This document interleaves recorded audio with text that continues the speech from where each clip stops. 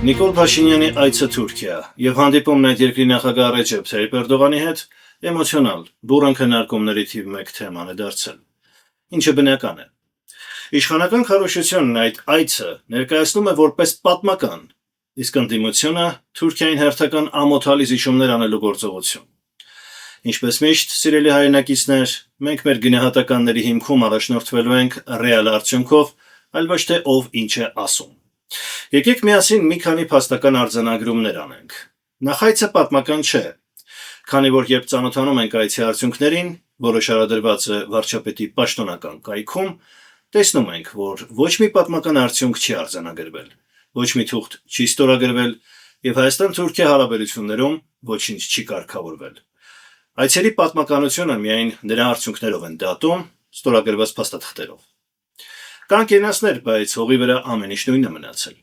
Այս առումով Փաշինյանի քարոզչական թեզը պարզապես ապատեղեկատվություն է, եթե իհարկե պատմական չհամարենք նրա զբոսանքը թուրքական մզկիթում։ Գուցե ձևի ու արարողակարգի առումով այն տարբերվում է Հայաստանի նախկին բոլոր ղեկավարների այցերից, բայց օրինակ նախկին նախագահ Լևոն Տեր-Պետրոսյանի հետ Թուրքիայի ղեկավարներն իրենք էին հանդիպում, փնտրում եւ ձեռք մեկնում, քանի որ Հայաստանի ղեկավարը հաղթած երկրի ղեկավար էր եւ չէր հարաբերվում պարտվածի, թույլի ու զիջողի դիրքերից։ Դա կարելի էր համարել պատմական։ Քոչարյանի ժամանակ էլ կային շփումներ, ուղիղ երկխոսություն, որը շարունակվեց նրա հաջորդի օրոք, Սերժ Սարգսյանն ավելի ջերմ մթնոլորտում է նույնիսկ հանդիպումներ ունեցել։ Անգամ ստորագրվել են կոնկրետ արձանագրություններ, որոնք իրոք աննախադեպ էին ու պատմական։ Նա համոզում էր Թուրքիային դրանք վավերացնել, բայց Թուրքիայի ղեկավարությունը ըստ էության քմծիծաղով արհամարհեց, վիճեցրեց գործընթացը, պահանջելով Հայաստանից նախ Արցախը հանձնել Ադրբեջանին, նոր խոսել մնացած հարցերի մասին։ Այս երկու հանգամանքը շատ կարևոր է հասկանալ։ Կոնկրետ արդյունք Փաշինյանը չի բերել Հայաստանի օգտին, հետևաբար ինչն է այստեղ պատմական։ Ոչինչ։ Գուցե պատմական է Թուրքիայի համար, բայց Հայաստանի համար միանշանակ ոչ։ Փաշինյանը ներկայացրել է իր դիրքորոշումները հայ համայնքի հետ հանդիպմանը եւ արել մի շարք վիճելի հայտարարություններ, մասնավորապես, որ Հայաստանը խոչընդոտ չէ Թուրանի ճանապարհին։ Դա մեր հորինածն է, հայերի հորինածն է։ Թուրքիան ու Ադրբեջանը պարզապես ցանկանում են անցնել Հայաստանի ճանապարհներով, այդ հողանցնեն, ավելի լավ։ Հերթով դրանք կբացենք, կանդրադառնանք դրանց, թե ինչ գործընթացի մեջ ենք ազգովի հայտնվել, մինչ այդ, սակայն, մի կարևոր բան արձանագրենք, որ սխալ ընկալում չլինի։ Համոզված եմ, չկա խելքը գլխին հայ ու Հայաստանի Հանրապետության քաղաքացի, ով չի ցանկանա հայ-թուրքական հարաբերությունների կարգավորում։ Այսինքն մենք Թուրքիային չենք ընկալում որպես հավերժ թշնամի, քանի դեռ Թուրքիան ինքը չի հրաժարվել հայերի հանդեպ թշնամությունից, եւ ոչ միայն Հայաստանի, այլ հայության հանդեպ։ Հայաստանի Հանրապետությունում 3 միլիոն բնակչություն է, Թուրքիան 27 անգամ շատ է, 85 միլիոն։ Թուրքիայի տարածքը Հայաստանի տարածքից 28 անգամ մեծ է, որ անմիտն է կարծում, որ ուժերի այս անհավասար դասավորության մեջ Հայաստանն է թշնամություն հրահրում։ Ինչպես կարելի է դահչին եւ զոհին շփոթել տեղերով ու Հայաստանին մեղադրել թշնամության մեջ։ Թուրքիան եթե ցանկանար, վաղուց կկարգավորեր Հայաստանի հետ հարցերը, նույնիսկ չերել հարցնի միանգամից միակողմանի ամեն ինչ կաներ, քանի որ ինքն է սկսել թշնամությունը եւ ինքն է ուժեղն այս վեճում եւ միայն ինքը կարող է դա վերջացնել։ Հայաստանը բազմիցս գնացել է ընդառաջ, հանդես եկել առաջարկություններով, բայց Թուրքիան շարունակում է թշնամաբար շրջափակման մեջ պահել Հայաստանն անգամ Արցախը հանձնելուց հետո, եթե մի պահ մտածեինք Արցախն էր պատճառը, հիմա այդ պատճառն էլ չկա։ Բոլորս ցանկանում ենք խաղաղություն եւ հարաբերությունների կարգավորում, բայց հարցն այն է, թե ինչպես ու ինչից հետո։ Հայաստանը միշտ բաց է եղել երկխոսության համար ու որևէ նախապայման առաջ չի քաշել Լևոն Տեր-Պետրոսյանի ժամանակներից սկսած։ Պաշտոնապես Հայաստանի Հանրապետության պետական մակարդակով որևէ տարածքային պահանջ ու թշնամական գործողություն հայտարարություն չի արվել։ Միայն թուրքերին է թվում, որ Հայաստան-Թուրքիա հարաբերությունները չեն կարգավորվում Հայաստանի պատճառով։ Բայց Փաշինյանի ելույթներից տպավորություն է, որ նա համաձայն է թուրքերի հետ, որ Թուրքիան ինչ արել է, հայերն ու Հայաստանն են մեղավոր փաստորեն։ Սա է պատճառը, որ իր հասցեին հանրության մեջ առաջանում են արդարացի հարցեր, թե այս ինչ է անում, ինչ նոր զիջումների է մեզ բոլորից նախապատրաստում, ինչպես ասում են, ինչ նոր օվերտոնի պատուհան է բացում։ Եվ հիմա թուրքերի ուզածն ինչ է, որ Փաշինյանին կանչել են Թուրքիա։ Փաշինյանն այնտեղ հայտարարել է, որ սկսում է զրոյական կետից։ Ըստ էության մենք հարաբերությունները սկսել ենք զրոյական կետից։ Սա ծանոթ հայտարարություն է, հիշում եք, Մի անգամ նա ասում էր, որ Արցախի հարցում իր քաղաքականությունը սկսում է Ոչ թե Սերժ Սարգսյանի կետից, այլ իմ սեփական կետից, այս շատ կարևոր նրբություն։ Արդյունքը տեսանք, սիրելի բարեկամներ, պատերազմ, ազգային ողբերգություն, ամոթ ու Արցախի կորուստ։ Զորական կետ ասելով նա արձանագրում է, որ ինչ եղել է մինչ այդ փաստորեն ջրվում է։ Այս պահին ոչ մի դրական արդյունք չկա շփումներից ու պետք է փորձեն նորից բացել։ Բայց փաստացի նավակնարկում է, որ այդ զորական կետում Հայաստանը առանց Արցախի է, առանց ցեղասպանության ճանաչման հարցի, դրանից առաջ էլ հայտարարել էր, որ Հայաստանն այլևս ֆորպոստ չէ նկատի ունենալով, որ մտադիր է Ռուսաստանից հեռանալ։ Երբ որ ես նոր Հայաստանի Հանրապետության վարչապետ դարձա, ընտրվեցի, շատ արագ ես ինքս ինձ համար արձանագրեցի, որ ես Հայաստանի Հանրապետության վարչապետ եմ պայմանականորեն եւ ես ավելի շատ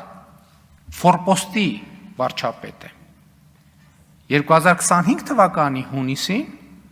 ինձ համար ամենաշատը հենց սա է փոխվել, որ ես արձանագրում եմ, որ Հայաստանի Հանրապետության լիարժեք եւ ամբողջական վարչապետ է։ Հետևաբար Հայաստանը զրո պաշարով ու ռեսուրսով է հարաբերվում Թուրքիայի հետ, որպես պարտված եւ թույլ կողմ։ Սա իսկապես զրոյական կետ է։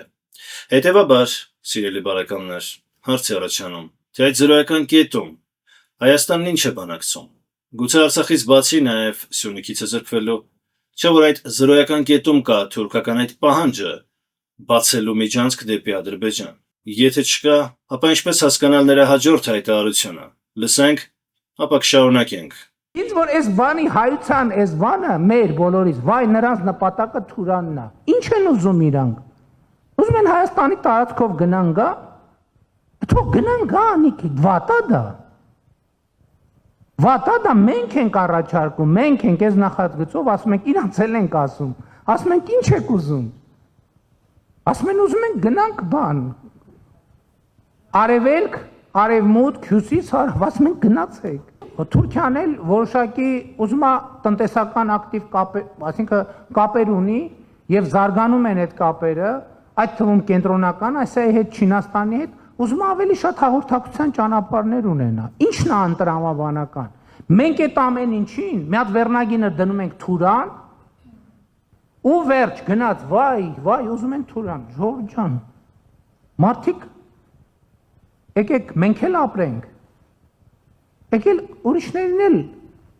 Այս հայտարարությունը վիճելի չէր լինի, եթե Փաշինյանը չնույնացներ Թուրանը կոմունիկացիաների հետ, եթե Թուրքիան եւ Ադրբեջանը պաշտոնապես միջանցք չպահանջեին, բացեն սահմանները, հաստատեին դիվանագիտական հարաբերություններ, բայց ոչ։ Հետևաբար դրանք տարբեր հասկացություններ են։ Ինչը մենք ենք հորինել մեր երևակայության մեջ Թուրանը, թե դա մշակված հայեցակարգ է ու պաշտոնական քաղաքականություն։ Պետք է իմանալ, սիրելի բարեկամներ, որ Թուրանը կոնկրետ գաղափարախոսություն է, բոլոր թուրքալեզու ժողովուրդների միավորման գաղափարախոսություն, որը Էրդողանը որդեգրել է։ Ահա դրա ապացույցը, նայեք քարտեզը, որն նա բռնել է իր ձեռքում։ Այդ քարտեզում թուրքալեզու ժողովուրդներն են, որոնք պետք է միավորվեն։ Իսկ այս քարտեզում կարող եք ավելի պարզ տեսնել, որ նրանց նպատակն է ուղիղ կապ հաստատելը, այդ ուղիղ կապին, սակայն, խանգարում է 3 պետություն՝ Վրաստան, Հայաստան, Իրան։ Ինքներդ ենթադրեք, թե այդ 3-ից ում վրա նրանք կարող են արդյունավետորեն ճնշում գործադրել, որպեսզի հասնեն իրենց նպատակին։ Բացի դրանից, վաղուց ստեղծվել է թուրքիական պետությունների կազմակերպություն եւ Թուրանի գաղափարախոսությունը համահունչ է այդ կազմակերպության հռչակած նպատակներին։ Թուրանի քարոզը տարվում է նաեւ թուրքական պետական հեռուստաընկերություններում եւ դա պատահական չէ։ Թուրքիան ու Ադրբեջանը Հայաստանից չեն պահանջում պարզապես ճանապարհներից օգտվել։ Այդպես լիներ, կասեին հենց այդպես, եւ հենց իրենք առաջինը կբացեին սահմանները, քանի որ Հայաստանը չի փակել дրանք։ Ու այսպիսի հարց երբեք չէր առաջանա, որ Փաշինյանն էլ փորձեր արդարանալ։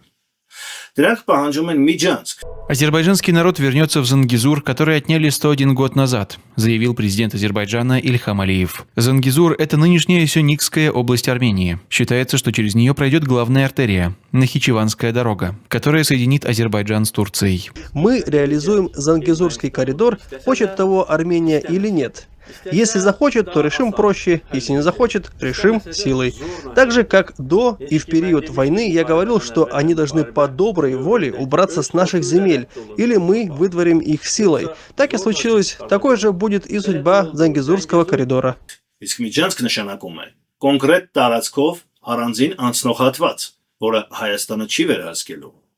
Այսինքն ուղիղ ցամաքային կապ Թուրքիայի ու Ադրբեջանի միջև։ Կար չէ Լաչինի միջանցք, որը ռուսներն էին վերահսկում նոյեմբերի 9-ի փաստաթղթով ու Ադրբեջանը իր ստորագրությամբ լեգիտիմացրեց դա, որ Հայաստանն ու Արցախը պետք է առանձին ցամաքային կապ ունենան։ Բայց երբ Փաշինյանն Արցախը ճանաչեց Ադրբեջան, հակասելով իր բոլոր հայտարարություններին, խոստումներին ու սեփական ստորագրությանը, դրանով իսկ լեգիտիմություն տվեց Ադրբեջանին փակելու Լաչինի միջանցքը, քանի որ այդ միջանցքը համարեց այլևս Ադրբեջանի տարածք։ Բնականաբար ռուսներն էլ այնտեղ անելիք չունեին, դուրս եկան։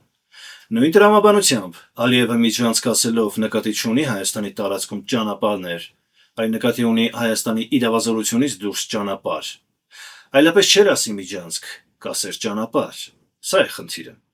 Եթե Փաշինյանը մտադիր չէ տալ նման միջանցք, ապա պետք չէ ասել, որ Թուրանը հայերի գլխում է, ինչպես աղքատությունն էր մեր գլխում։ Հիմա էլ Թուրանն է մեր գլխում։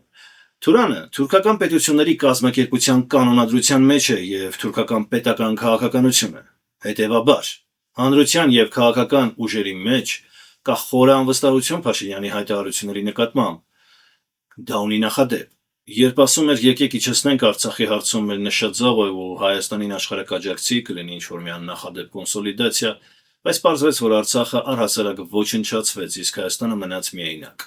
Նույն վախերը կան նաև այս հարցում, երբ ասվում է, որ չի լինելու Զանգեզուրի միջանցք, բայց